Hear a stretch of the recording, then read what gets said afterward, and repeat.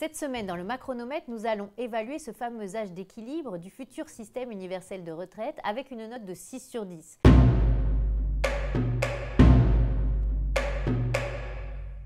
Alors qu'on parle énormément de l'âge pivot qui a vocation à équilibrer les comptes avant la mise en place du futur système universel, nous allons nous arrêter sur cet article 10 du projet de loi qui met en place le principe d'un âge d'équilibre. C'est très important. Pourquoi? Parce que c'est l'idée d'équilibrer les comptes, les recettes et les dépenses devront être alignés pour ne pas créer du déficit et de la dette à la charge des générations futures.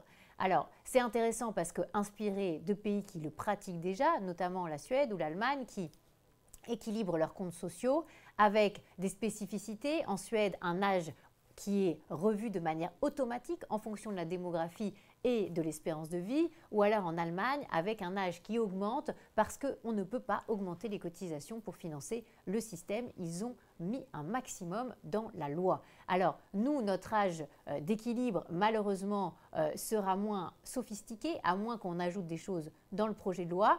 Malheureusement, il ne sera pas automatique, ce qui veut dire qu'il y aura des débats potentiellement sans fin sur le report de l'âge.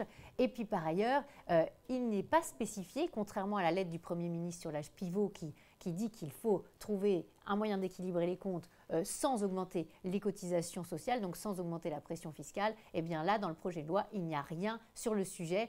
Peut-être que les parlementaires ajouteront quelque chose là-dessus pendant le débat. En tout cas, si l'âge était automatique et s'il y avait une impossibilité d'augmenter le niveau des cotisations qui pèsent sur le travail et donc d'entamer la compétitivité de nos entreprises, on pourrait augmenter la note, d'où l'idée d'un 6 sur 10 parce qu'on peut encore améliorer cet âge d'équilibre.